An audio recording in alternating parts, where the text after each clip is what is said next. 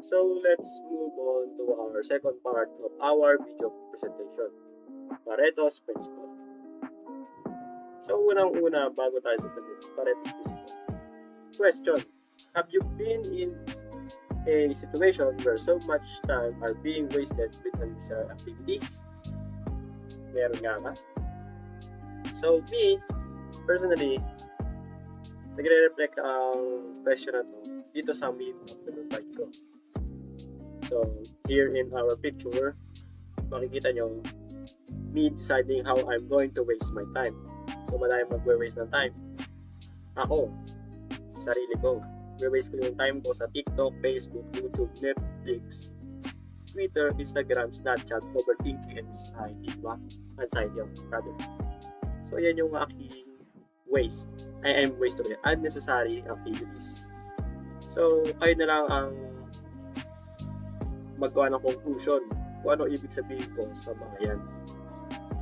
So let's move on to our next slide. Another question. Or on times that your mind is so jump, have you to do jump either? Or rather, on times that your mind is so jump up, you do not know which one to do first.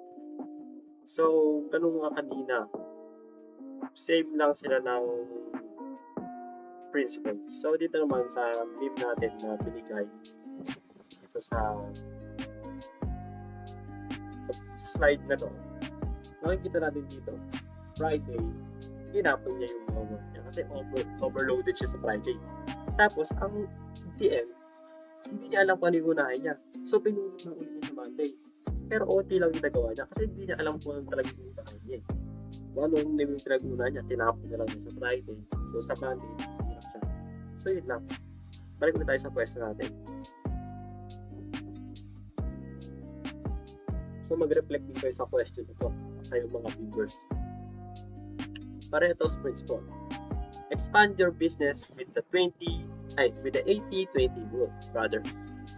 So, dito sa ating image, pwede kayong ma-visualize ng sarili-sariling conclusion kung ano ibig sabihin ng image na to. So, ito ang mga example ng Pareto chart. So, try visualizing kung ano yung similarities nila or kung ano yung kailangan or kung ano yung gusto nilang iparating sa atin. Ayan. So, ang history ng Pareto. The Pareto Principle is named after Italian economist Wilfredo Pareto, who in 1906 observed his country Italy and found out that 80% of its land was owned by only 20% of the people. So dito nga sa picture, 80% ng Italy land ay 20% lang ng residents ang gumagamit. I mean ang may-ari, hindi yung gumagamit. So itong may-ari natin 20%. Itong 80% ng land ito, sila lang may-ari. So 80%, takla yung dami. 80% ang Italy, 20 lang may-ari. So mag-reflect kayo dun kung ibig sabihin ng research ni Pareto. So, next time. History pa rin na Pareto. Study extend and found out that the 80-20 thing also transpired in other countries. Furthermore, the Pareto Principle, now mostly called as the 80-20 rule, does not imply on land ownership only. It can actually be seen in many aspects of society, business, and life in general.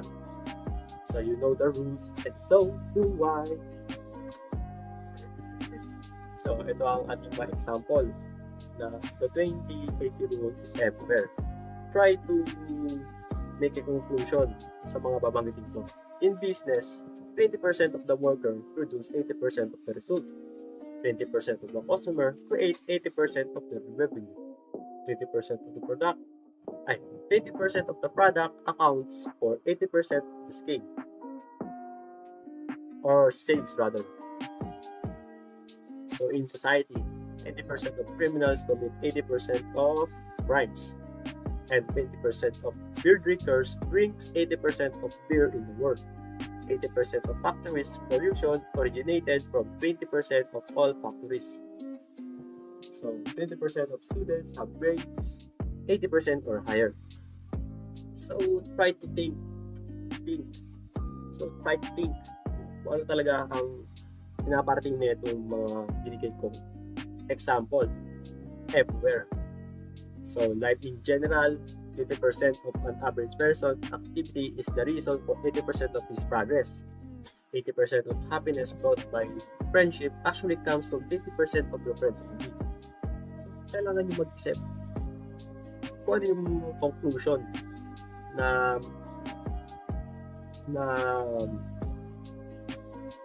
masasum up nyo sa mga binigay ko example dito sa the 20/80 rule is everywhere. So, dito na tayo. The Pareto principle states that 80% of the consequences come from 20% of the causes. The principle was derived from the imbalance of land ownership in Italy. Now, it is commonly used to illustrate the notion that not all things are equal and the minority owns the majority. So, kung yung conclusion nyo ganito sa illustrated nito, tama ang yung pag-analyze. So, dito sa ating small chart, 80% of time expended, yung result niya, 20%. So, 20 pala yun. Paano nag-aksya ka ng 80% ng oras mo para sa 20% na result? Correct. Sa isang question sa math problem, 5 hours mo yung sinagutan. Kasi result, 20% lang. Isang problem lang, di ba? Yung problem mo, di ba? So, 20% ng time mo, naubos mo na rin ito sa result. So, yung vice versa naman, yung 20% yung natitira, so, bali na napag-aralan mo na yung first problem. So, 20% mong time natitira, yung apat na problem, basic na lang, kasi naaral mo na. So pinaparting lang dito, many tribal tasks, few vital tasks. Same lang sila ng outcome. Pag 80%, 20% result, pwedeng 20% result. 20% of time, pwedeng 80% of result of time. So, ganun lang ang Pareto's principle. Pwedeng onti lang yung ginawa mo sa result mo na napakalaki. Kuwari yung presidente, binoto ng mga tao kahit wala siyang alam. Wala naman siyang ginawa, di ba? Pero naging presidente pa rin siya. So, ang laki ng position mo, di ba? Tapos ikaw, wala ka lang maging presidente. Nasa position ko na gano'n. Parang ganito lang yung principle na yun. So, ito ay ma-discuss furthermore in the next slides remaining. So, next naman is pag-usapan natin about the Pareto's principle or the 80-20 rule. So, ano ba ang gustong ipahiwatig ni Pareto's principle? So, what do Pareto's principle wants to indicate? So, it simply indicates that most things in life are not equally distributed. So, leading to the facts that the 80% rule implies that in any given situation, any percent of the effects is produced by 20% of the causes. So, hindi raw lahat ng pagkakataon pantay-pantay yung nagiging distribution. So, maaaring yung 80% ay ang dulot ng epekto ay nakapag-produce ng 20% na sanhi. So, cause and effect. So, it is always 80-20. So, ang tanong dito is lagi raw ba itong 80-20? So, the answer is no. Pwedeng mas mababa sa 85-15, pwedeng 90-10, 93-7, etc. And it can also be a bit smaller, about to 70-30 and 74-26. So, sinabi lang dyan na hindi siya always 80-20. So, it is always 100 when added. So, equal daw ba lagi sa 100 kapag pinag-add? So, the answer again is no. So, pwede itong maging 85 to 20, 74 to 10, 91 to 32. So, may kita natin na pwedeng maging greater than to 100 or even less than to 100. So, bakit nga ba tinawag ito na 80-20 rule? So, the 80-20 thing is in relation to its nowadays application should not be treated as exact entities but rather a symbolic number. So, ano pa ang gustong ipahiwatig ni Pareto's Principle? So, no matter what the ratios are, the bottom line is it leads us to the certainty that the minority of the causes produces the majority of the effects. And pwede natin sabihin na the majority of the causes produces the minority of the effects naman. So this teaches us to focus on the more important aspect of life, which is what we call the vital few, making us to do more by doing less. So explain ko na lang ito ng isa. So sinasabi lang dito na mas mag-focus na sa mahalagang bagay o yung tinatawag natin na vital few, dahil dito sa kaunting bagay na pagtutuunan natin ng pansin ay pwede tayo magkaroon ng or magdala ng malaking resulta. So dahil dito pwede nating matutunan dito na mas mag-prioritize tayo ng mas mahalagang bagay sa pamamagitan ng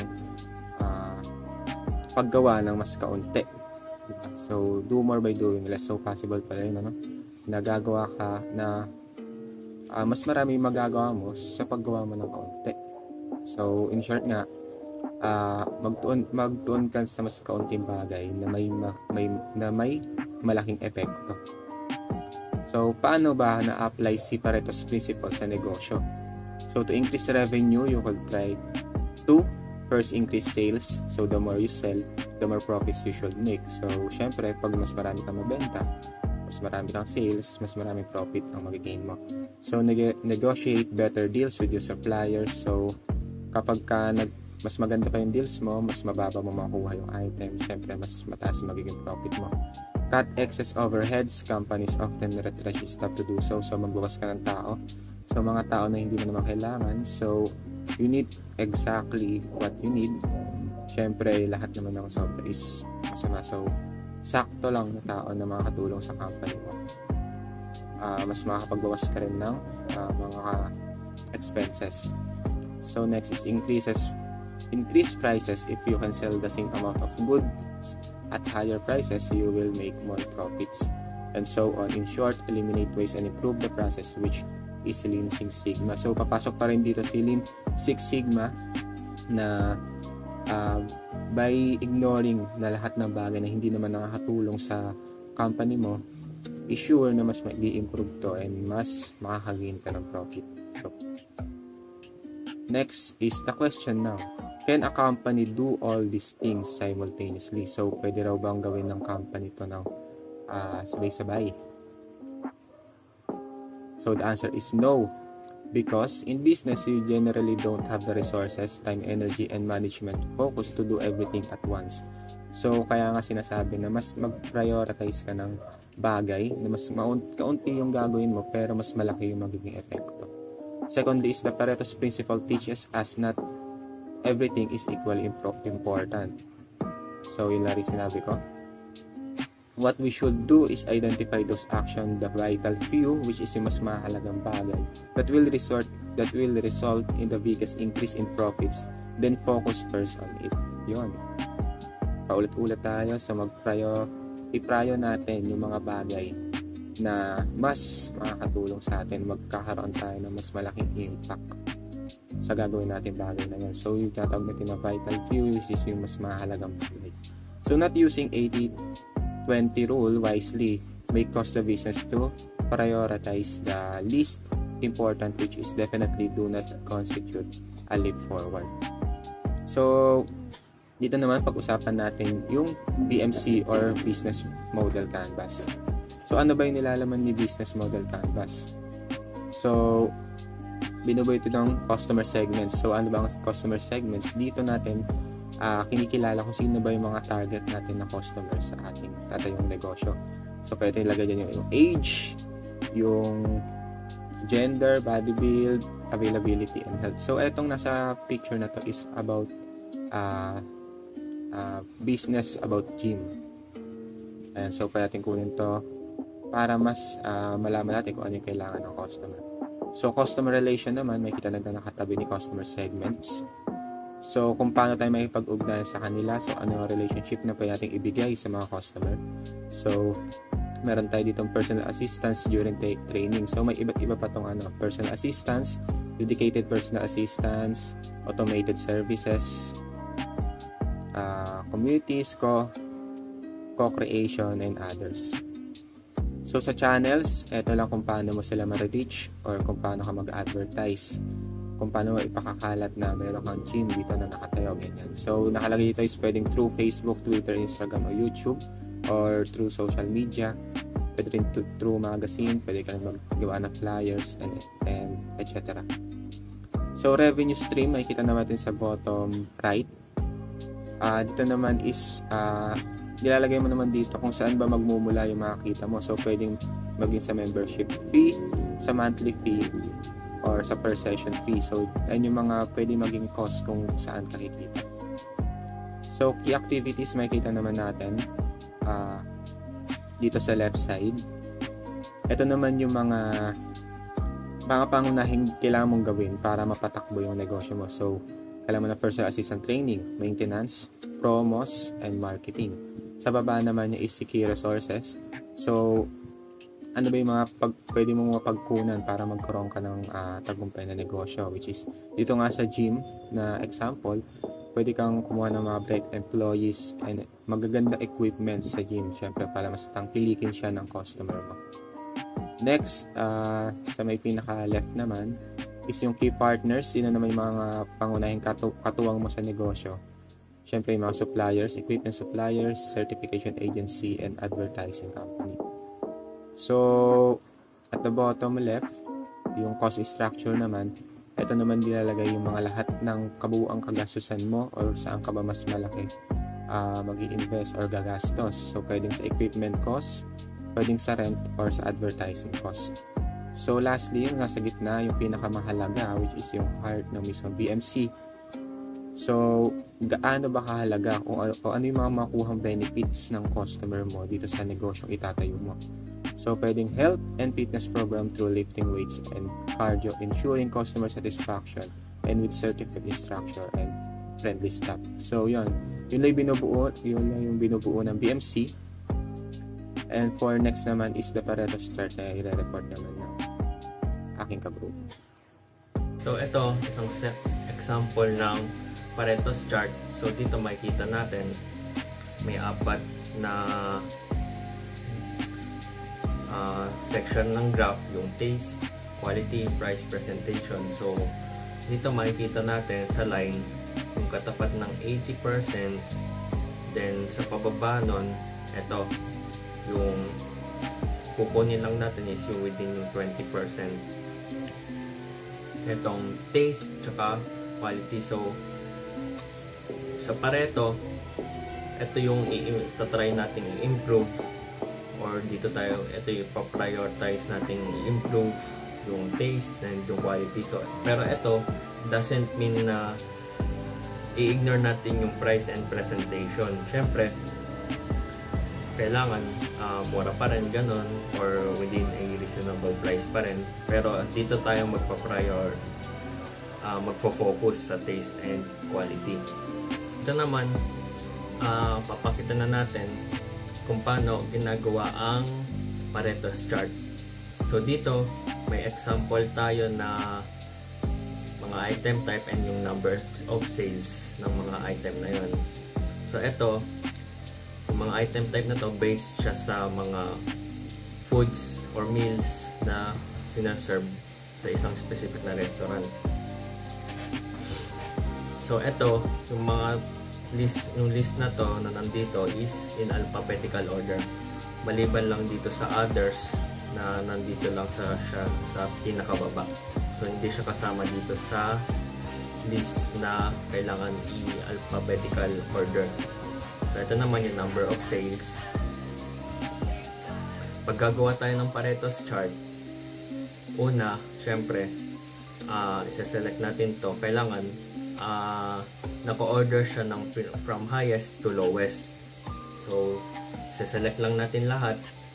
Then, ayun, sort and filter. Then, sort to largest to smallest.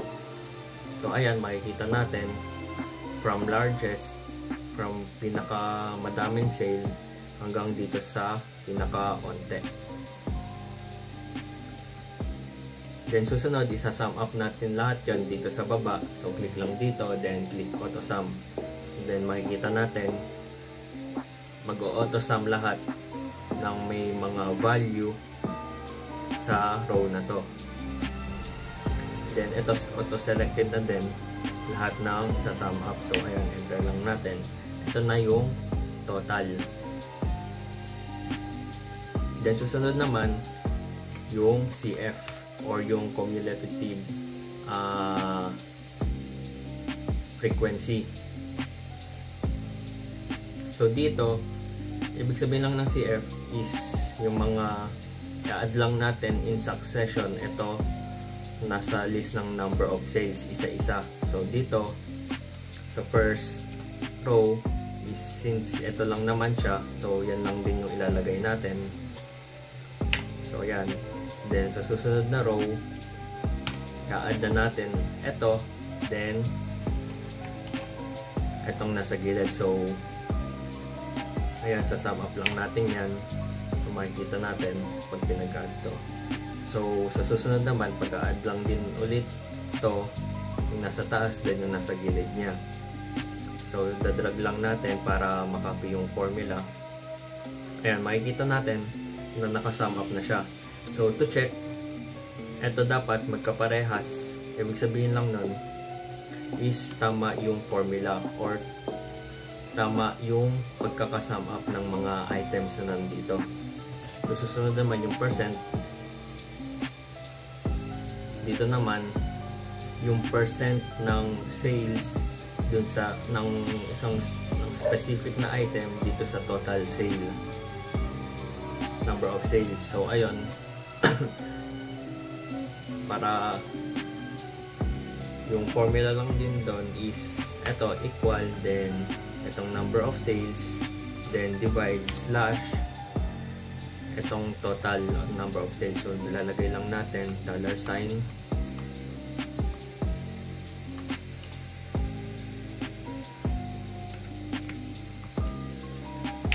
Ayan, so makikita na natin nag-divide na yung dalawa. So dadrag ulit lang ulit natin para makopya yung formula. So ayan, makikita na natin yung percentage ng sales. Ito hindi siya in percent form, so i-click lang natin dito numbers, then itong percent. Ayan, kaya lang naka-percent siya, whole number or whole integer siya, hindi siya accurate. So dito lang din ulit sa numbers, select lang ulit natin yung buong column, numbers, percentage, then mag-add tayo ng at least 1 or 2 decimal places para makita natin yung accuracy. So ayan, makikita natin kung kanina ito 1%, hindi pala siya totally na 1%, so 0.94 lang siya. Then dito naman sa susunod na column is yung CP. Ito parang CF lang din siya, pero yung percent lang din yung gagamitin natin, cumulative percentage or percent. So add lang ulit natin to in succession. So ganun lang din ulit yung gagawin natin kanina, equal, since ito lang din yung sa unang row, yun lang din gagamitin natin, pero dito sa pangalawa add na natin to tsaka itong nasa gilid. So yun, then kopya lang ulit yung formula, drag down lang din ulit. Ayan, so ito dapat yung nasa baba is 100%. So ayan, susunod naman is select natin itong number of sales, item type, tsaka itong CP.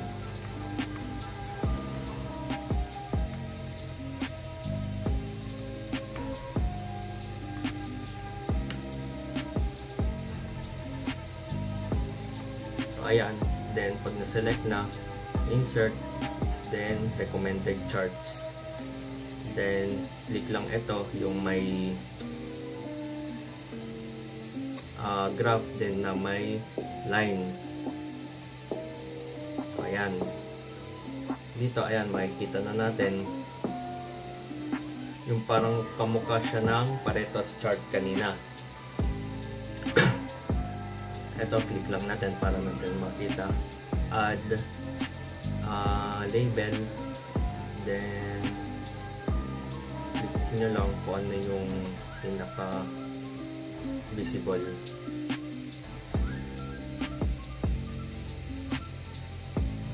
So ayan.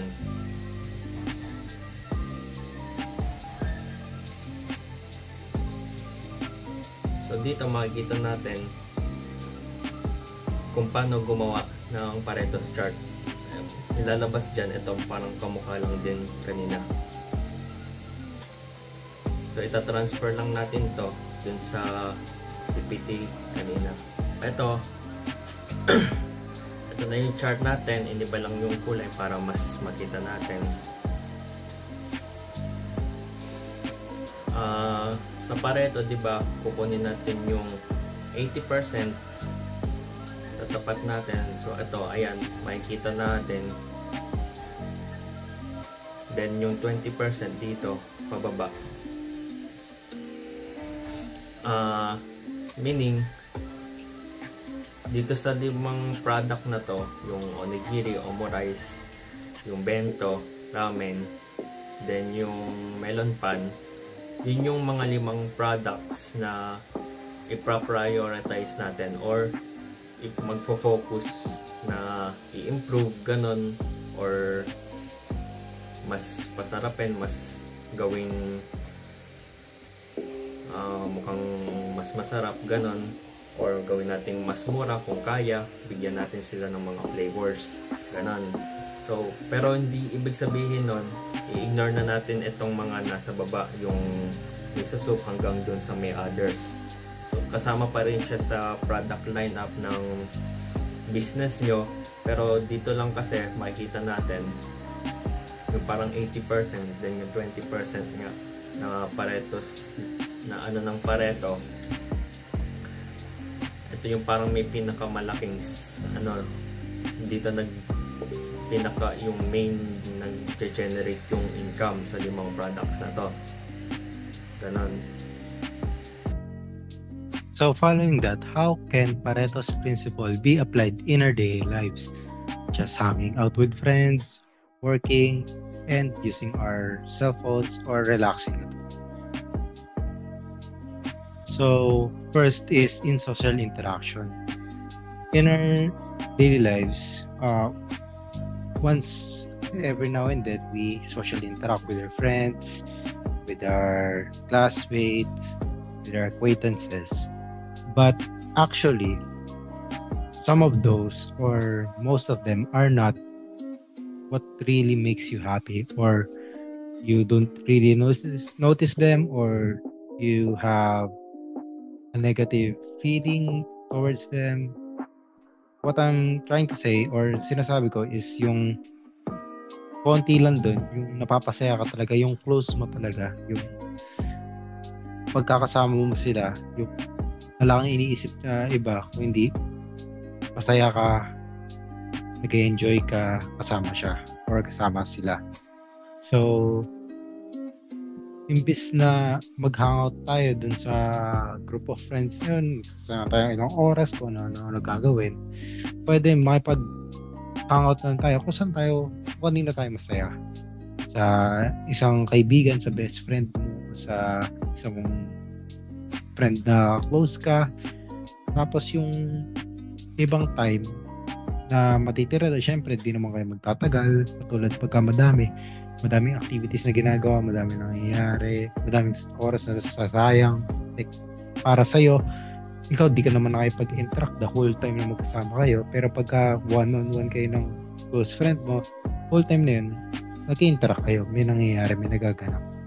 So, pagka di ka sumasama sa iba na group of friends, sa group of friends mo na maramihan, mag-isa tapos mag-hangout ka kasama yung close friend mo, konti lang mako-consume yung time compared sa pag madami nga.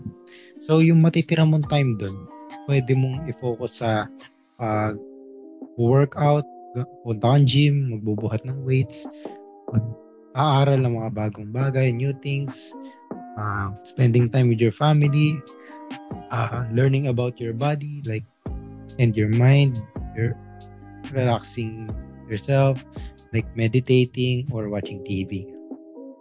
So, next is in relationships. So, paano natin ma-apply yung Pareto's Principle dito? So, merong senaryo na galing kang work, uwian mo yung asawa mo, dala kang bulaklak, romantic, pero pagpasok mo, palit ka ng damit, di mo na siya pinansin. Dinala mo, inabot mo yung bulaklak, nag-hello ka, nag-kiss kayo or kahit anong romantic gesture. Tapos after nun, nanood ka na ng TV, naglaro ka na sa computer mo, nag-cellphone ka na. Tapos ngayon, hinaway ka ng girlfriend mo, tapos nagtaka ka pa. Kasi binigyan mo naman siyang bulaklak, romantic gestures naman kayo, pero ba't kanya inaaway? So, yung katotohanan, akala mo enough na yun, pero para sa kanya, in perspective niya is hindi mo siya pinansin. Binigyan mo lang siya tapos like 3 minutes lang. Yun lang yung word niya na time na yun lang yung kaya mo ibigay sa kanya. So parang ganun yung point of view niya. So kahit bigyan natin siya ng konting oras, kahit 1 hour na one-on-one, hindi ka niya aawain. Mas magiging healthy yung relationship niyo compared sa magkasama kayo ng ilang hours, 5 hours, pero 5 minutes naman siya pinansin. So kahit 1 hour lang kayo magkatutukan or talking out your emotions, your thoughts, having a genuine conversation. Yan, mag-lead out dun sa healthy relationship, hindi nag-aaway, yung romantic kayo, yung mga ganun. So next is day-to-day activities. So, sa day-to-day activities natin, ma-apply natin yung Pareto's Principle dito. Example ng day-to-day activities ng average person or Pilipino or kahit saan man sa mundo. Average person is nanonood ng TV for sample news or nanonood ng movie to mapalipas lang oras. Tapos after naman yan, minsan nagko-computer, lalaro ng games. Iba naman nagsa-cellphone, nakatutok sa cellphone for more than 5 hours or less. More or less 5 hours, pero karamihan kasi papansin ko is matagal sa cellphone. Like ilang hours ang nasasayang sa cellphone, pagsa-cellphone nila. Tapos hanging out with friends na ayun nga yung katulad kanina na group of friends na lahat, di naman nakaka-interact lahat. Di ka naman, minsan di ka pa nasasali sa conversation, di ka makarelate, so parang di ka natutuwa. Tapos, sa daming hours na yun, mga at least 18 hours na yun na sayang sa kung ano man, sa mga, wala naman masyadong effects sa'yo. Compared sa merong magkakaroon ng positive effects sa'yo now and your emotions, and in the future din gaganda yung effects niya, like studying, mag-aaral ka for more knowledge. As we all know, knowledge is power, so mas maalam ka, mas mabuti. Kaya spending time with your family, yung having dinner together, tapos mag-uusap-usap kayo, mag-open up, mag-kwento, tutulungan, bibigyan ka advices, games and advices, mga ganun ba. Tapos, exercising, kahit jogging lang, running outside, para maging fit tayo. Tapos hanging out with our friends na mas saan talaga tayo masaya or saan tayo, kung kanino tayo close, saan tayo natutuwa. So, ayun nga, ano na natin to, pinagsama-sama, halos 10 to 18 hours yung nasayang nating oras sa unproductive things, yung mga wala masyadong effect sa atin. Pwedeng sabihin ng iba, nalaman silang social trend, pero sa totoo lang, ano ba gagawin sa'yo ng social trend? Anong gagawin sa'yo sa future yun? Kikita ka ba ng pera ko lang yung social trend ngayon? May iba naman yun sa future, syempre, every day, iba-iba yung flow ng internet, yung mga trends, or ano man, every month, compared dun sa yung nakakatulong talaga na minsan di ba natin nabibigyan ng oras hanggang 2 hours lang. Ngayon, kung nagtataka kayo, asan yung ibang hours? Yung iba sa tulog, syempre, kailangan natin matulog or kailangan natin magpahinga. So, ngayon, yung mga benefits or mga nakukuha natin sa mga magsasayang ng oras sa kung ano naman is nag-lead siya sa addiction. So, nagkapa siya ng lack of sleep. Tapos, lack of sleep nga, unhealthy body. Kasi yung utak mo, hindi ka nakapag-isip, constantly filled up. Baga, palaging may laman ng kung anong kakwenta-kwenta, hindi ka nakapag-isip yung thoughts mo, kung tama pa ba o mali ginagawa mo. Tapos, constantly feeling irritated, laging naiirita, stressed, short attention span, yung gusto mo palaging may ginagawa ka, di ba yung umupo lang, relax, isip lang, di ba parang nahihirapan ka gawin yan. Having a hard time focus sa mga kailangan mo dapat gawin, sa mga trabaho mo, sa aral. Tapos, di mo natapos magawa mo, unfinished work. Ayan nga kasi nahihirapan mag-focus. So, hindi na gagawa ka saglit, 5 minutes, tapos ihi ka lang saglit, tapos makakalimutan mo na. So, yun, nag-end up sa mga ganun, waking up late, alang oras na gumising, mga 10 na, 12 na, 1 na, tapos sayang yung half hours, halos kalahati ng araw, yung simula, sabihin natin, yung healthy is 5, tapos simula 5, gumigising yung mga ibang productive, yung mayayaman, yung mga billionaires, mga 5 sila gumigising. Tapos ikaw 10 gigising, 5 hours para lang sa tulog. Tapos sila ang productive na lumalabas dun sa 5 hours na 5 a.m. nagising sila. So, ayun, unproductive days are yung araw na wala kang progress sa buhay mo or sa mga dapat kung ano man magka-progress. Para sa trabaho mo, dapat may progress ka. So, naging unproductive, walang nangyari sa relationship mo, sa mga family mo, hindi kayo nagiging close, wala kayong bond, walang productivity. And sa students, mga low grades nga, bumababa yung grades natin kasi kung saan napupunta yung oras. Tapos ayun nga, ang tawag dito sa mga ganito is short-term benefits. Kasi nga, hindi naman siya truly nakaka-affect sa incoming future. Doon sabihin natin, may matutulong siya in the next few days, next few months, pero in the next few years, walang kwenta na siya. Lalabas na siya, di mo na magagamit, halos di mo na maalala yung mga information na yun. Kasi wala naman talaga siyang kwenta. Tapos counterproductive siya. Baga, kabaliktaran ng productive. Walang kakwenta-kwenta, walang progress, kahit ano man. Ngayon, pagka shinif natin yung oras natin na ginagamit sa television, panonood television, paggagamit sa cellphone, pagko-computer, spending time with friends na di naman natin ka-close or feeling mo na na OP, yung awkward, parang wala kang magagawa, na di ka nakaka-relate yan. Pagka shinif natin yung 2 to 5 hours lang, tapos nag-focus tayo sa mga nakakatulong talaga sa atin. Bigyan natin ng 5 to 10 hours. Example, like 2 hours mag-aaral ka. Bigyan mo ng 1 hour. Pagkakain kayo, mga 10 minutes, mag-usap-usap kayo for 50 minutes. Kahit mga ganun lang, kahit feeling mo saglit lang, may impact siya. Kasi nag-take ka ng step sa hagdan makakarating ka din sa tuktok or sa destination mo. Tapos, ayan, exercising, bigyan mo ng mga 2 hours, 3 hours, workout ka, tapos spending time with friends na close ka talaga, having personal talk, problems, yung mga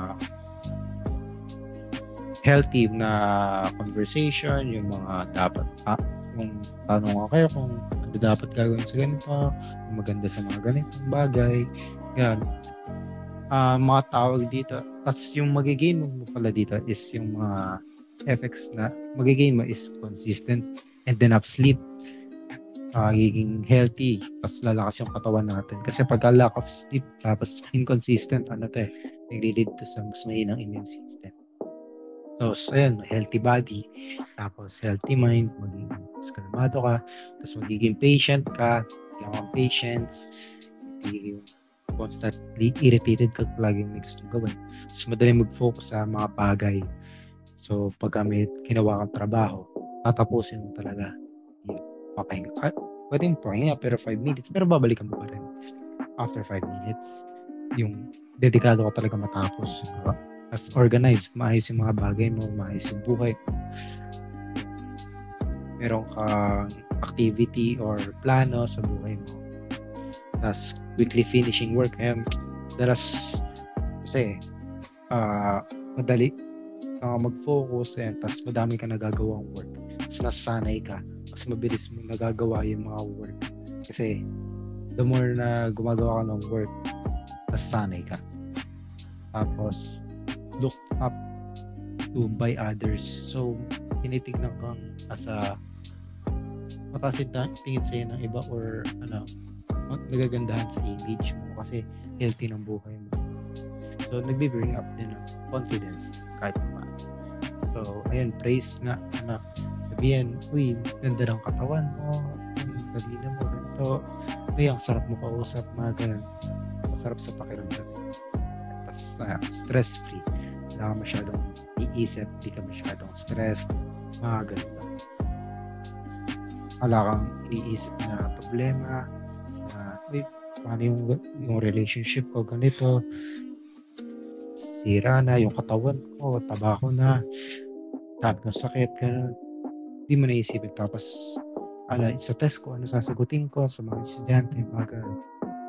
Di mo naisipin kung ginagawa mo tong lahat, binibigyan mo kung oras sa pag-aaral, pag-exercise, pag-usap sa mga close person, yung mga loved ones. So, ayan.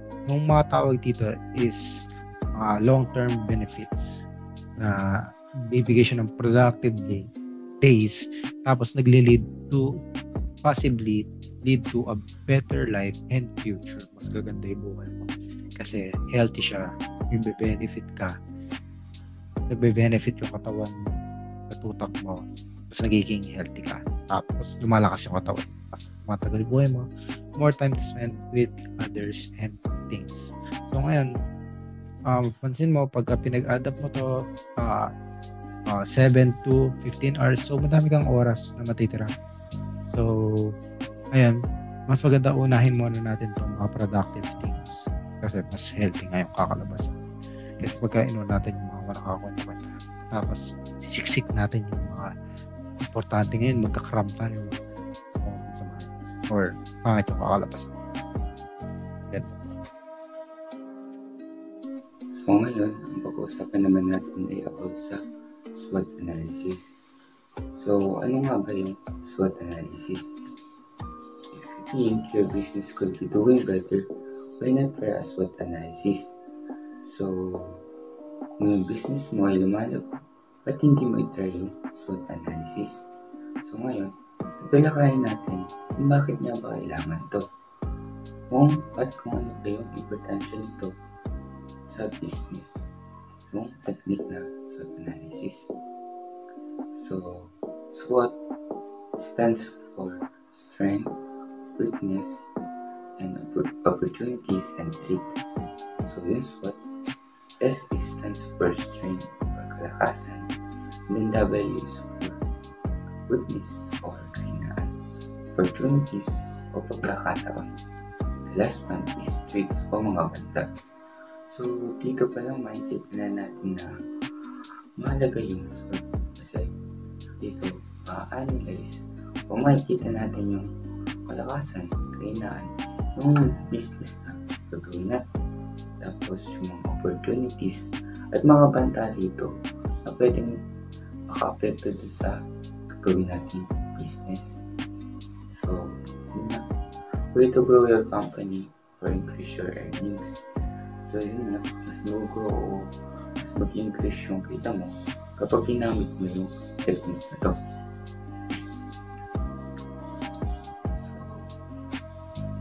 So, proceed tayo sa SWOT analysis is a strategic planning method used to evaluate the strengths, weaknesses, opportunities, and risks involved in a business. So, ang SWOT ay isang strategic method planning.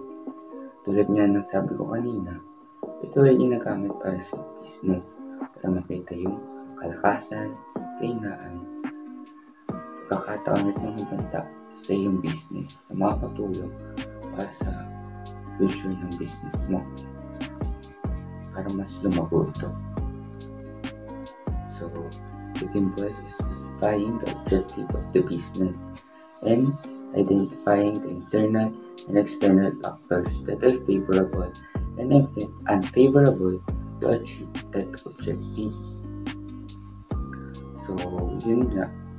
Sa SWOT daw, kasama yung layunin ng business mo at pagkilala sa internal at external factors nito. And then, favorable or unfavorable ba ito para ma-achieve yung layunin nito. So, technique is created to Albert Humphrey. So, credit yung technique ko kay Albert Humphrey. Ito yung tsura niya, yung nandito sa pictures PPT. So, SWOT define. So, sa diagram nito ay tinatawag na SWOT define. Dito, yung positive ay yung strength tsaka opportunities. Tapos yung negative naman is yung weakness and threats. And then, the internal is the strength and weaknesses. And the external is yung opportunities and threats. Malalaman natin sa susunod na slide kung bakit nga ba positive or negative to or internal or external. So, proceed tayo.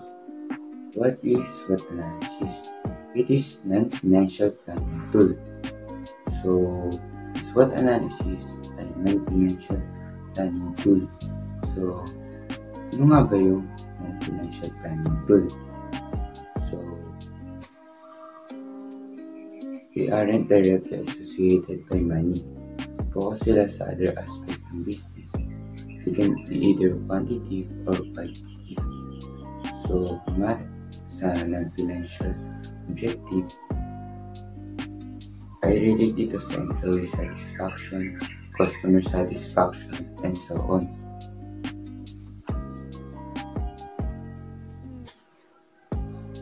So, it links the analysis in terms of advantages and disadvantages and the internal and external business environment in a matrix format. So, sa SWOT analysis, nag-link din ito sa advantage at disadvantage ng isang business environment. Ayun sa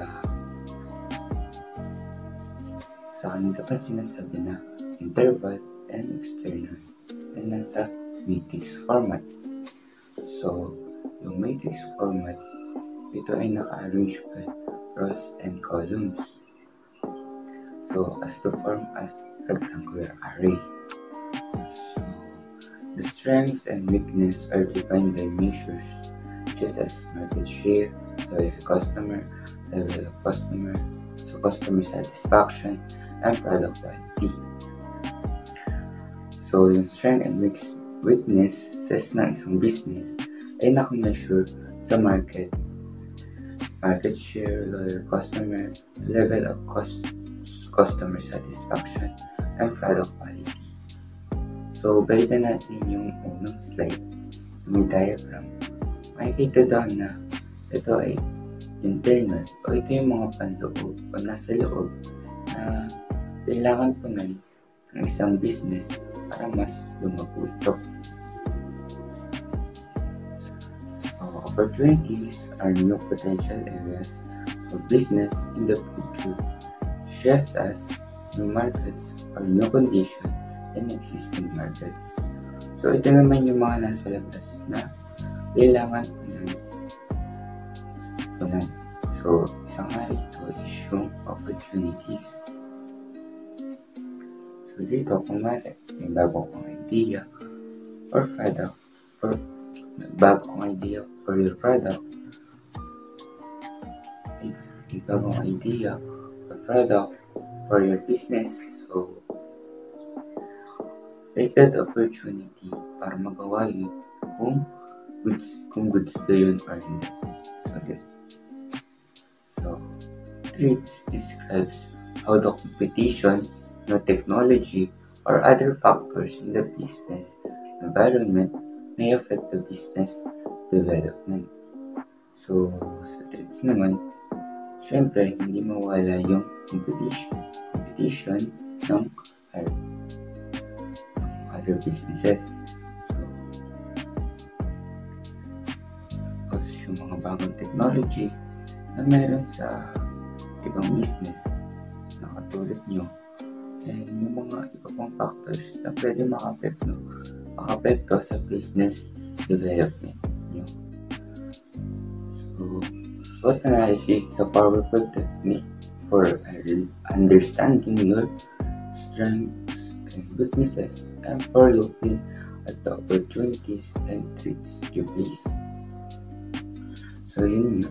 Like na sabi ko kanina, ito isang powerful technique ng SWOT analysis. Pero nasa pagtitindi sa nakapaloob dito, which is yung strength, weaknesses, and then the opportunities and techniques. So, for business to expand, diversify, and sustain the market, SWOT analysis is must. So, yun. Tatandaan na ito. SWOT analysis is a must. So, kung gusto mong malumawak at mag-sustain yung business mo, hindi mo malaman yung tungkol sa SWOT analysis. So, sobrang importante nito para sa isang magsisimula o bumubuo ng isang business na malaman kung paano gawin yung isang SWOT analysis. So, ngayon naman, matching and converting. So, ano ba yung matching and converting nito? So, it is another way of utilizing SWOT is matching and converting. So, may iba palang gamit yung SWOT, hindi lang dun sa strength, weakness, opportunities, threats. So, yung ibang paggamit ng SWOT ay yung matching and converting. So, ano po yung matching and converting nito? So, una yung matching. Matching is used to find competitive advantages by matching the strength to opportunities. So, dito, yung matching ay naghanap ng competitive advantages sa pagkumpara sa strength ng opportunities sa ibang business. So, para siguro malaman nila kung ano ba yung kaya nilang ibigay na wala yung ibang business o yung mga unique way para mas maging patok sila sa masa. So, yung converting naman is to apply conversion strategies to convert weaknesses or traits into strength or opportunities. So yung converting naman, ito yung i-apply mo yung conversion strategy. Yung mga hinahanap sa business mo dapat magawa mo kalakasan at opportunity para sa'yo. Masarap pa nito parang sa buhay lang din na hindi mo yung convert yung weakness at kainaan mo para tas gagawin mo siyang strength para mas lalo ang maging matatag o mas lumakas. So in another way, mas lalakas yung business mo kung alam mo yung kainaan mo na gawing kalakasan. Ayan. So, ito pala an example of conversion strategy is to find new markets. So, example nito, yung paghahanap ng bagong idea, product, o kung anong bagong service na pwedeng gawin. So, yun na. So, yun yung magiging step 1 mo para makonvert ito into opportunities for strength. So, if traits or weaknesses cannot be converted, a company should try to minimize or avoid them. So, yun. So, kung may mga traits or kahinaan na hindi ma-convert, pinakamagandang gawin na lang is iwasan ito. So, meron. So, yun. Kung may malalaking business talaga na may tumatalo sa'yo, ganun, mas magandang iwasan na lang kasi hindi kung lalo na kung nagsisimula ka pa lang sa business. So, yun lang. Ngayon naman, ating isa-isahin ang mga strength na nagiging gabay upang mapalago at mapagtagumpayan at masigurado ang ikaunlad ng kumpanya. Good capabilities. Ito ay mahalaga dahil ito ay ang abilidad ng isang kumpanya upang makapaghatid ng mataas na kalidad na serbisyo o produkto na kailangan ng mga customer. Capacities of producing good product. Kakayahan ng isang kumpanya na hindi lamang basta gumawa at makapagbigay ng produkto, pero makapaghatid ng dekalidad o magandang produkto. Kailangan ito upang mapanatili na matugunan ang pangangailangan ng merkado.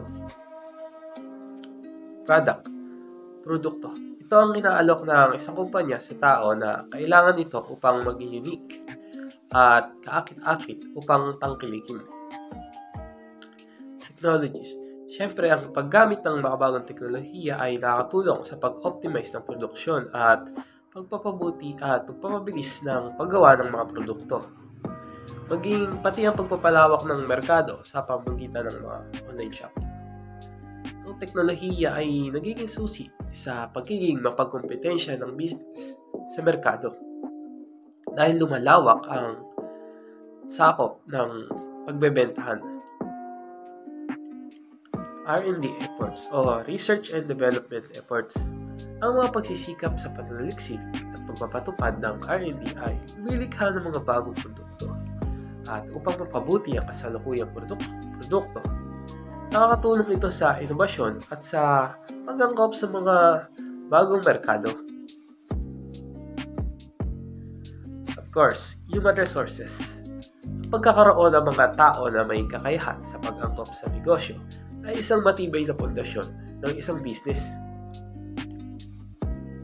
Demand from the client. Mga kailangan ng mga kliyente. Top knowledge. Dami ng kaalaman. Siyempre, dapat lahat ng nagbe-business ay maraming kaalaman sa field o sa produkto na ibibenta nila. Dahil ito ang nagiging daan upang malaman ang pagkakasunod-sunod at mga hakbang na dapat gawin upang mapalago o maayos ang pagdaloy ng iyong business. Technical skills. Hindi lamang kaalaman, ngunit ang pagkakaroon din ng kakayahan o experience sa mga paggawa ng isang produkto o serbisyo ay isa rin sa pinakamahalagang parte ng business upang matugunan ang kailangan ng mga customer. Atin namang isa-isa ng mga posibleng weakness ng ating magiging kumpanya. Products from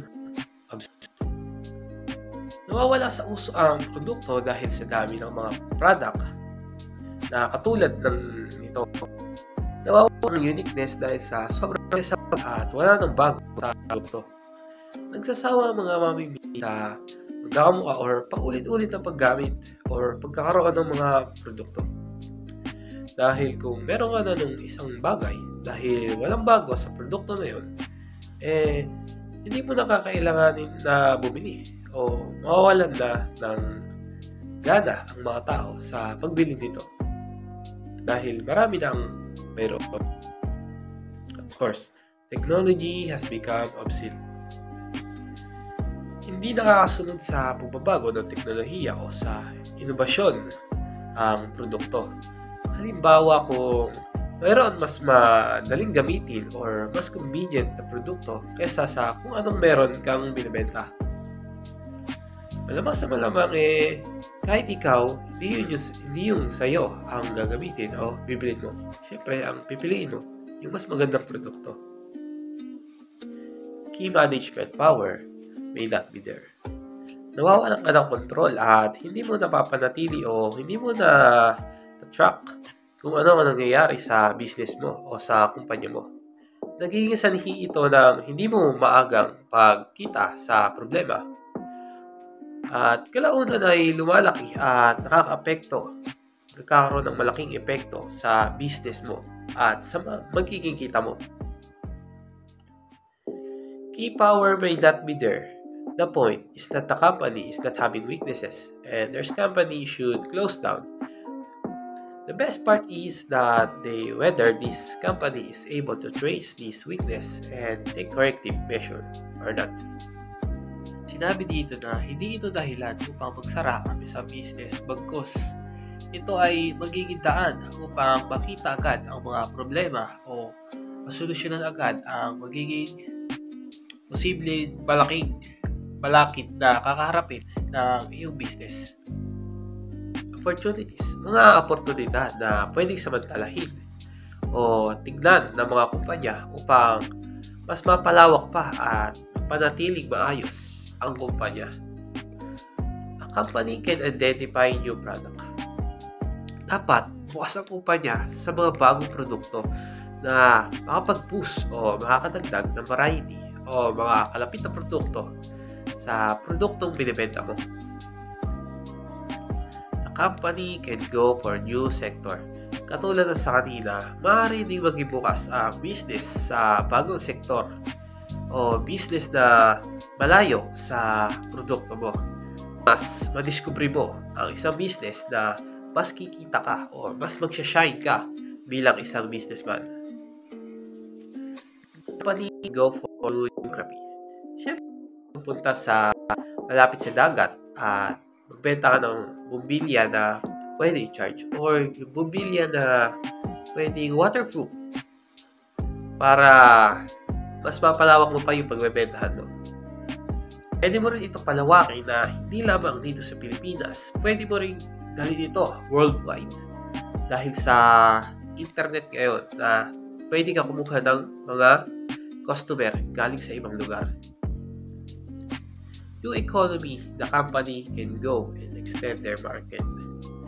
Sa new economy, syempre, sa pagbabago ng ekonomiya, dapat nakasunod tayo dahil pipili tayo kung aling mga klase ng tao o klase ng customer segment ang pipiliin natin upang pagbentahan at ma-extend natin ang market natin hindi lang sa mga target nating market dati. Company can take the advantage of changing lifestyle. Ito naman, kung paano mabubuhay yung tao, pwedeng kung sa pagtag-ulan or tag-init or taglamig.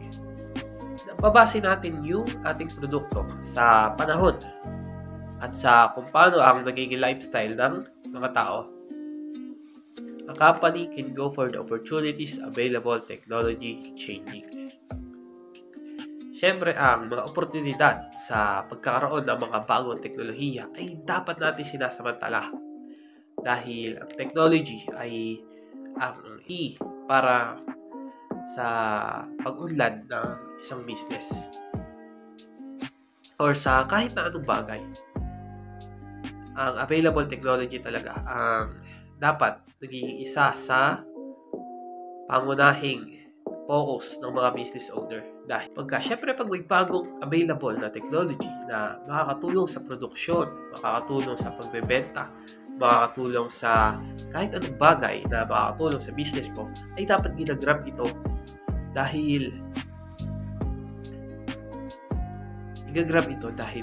pwedeng i-grab din ito ng mga kompetensya mo at ikaw ay mapag-iiwanan.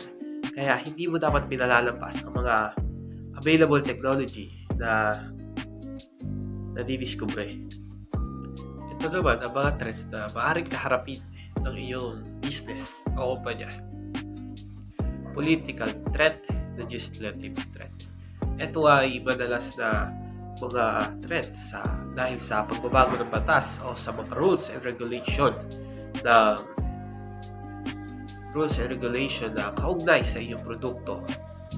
Dahil ang mga pagbabagong ito ay maaaring makapagbigay o malimitahan ang pagkilos at produksyon ng iyong business. Environmental threat. Ang threat na ito ay tumutukoy sa stability ng iyong produksyon o ng iyong product dahil kung minsan ay nakadepende sa environment ang iyong produkto. Katulad naman kung ang produkto ay para sa tag-ulan at nagkaroon bigla ng tag-init, mawawalan ka ng kita. Technology threat. Siyempre, ang technology, isa rin itong threat. Nagiging threat din ito kapag nagkakaroon ng bagong technology at hindi ka nakakasunod o wala kang kakayahan na makasunod o magaya ang bagong technology na ito from the partners. Siyempre, kapag may hindi kayo pagkakasundo ng business partners mo o sa mga distributor, joint venture alliance, ito ay pagkakaroon ng threats sa pagkakaroon ng hindi pagkakaintindihan o pagsaliwaan ng layunin sa daan na tatahakin ng iyong business. From the buyers.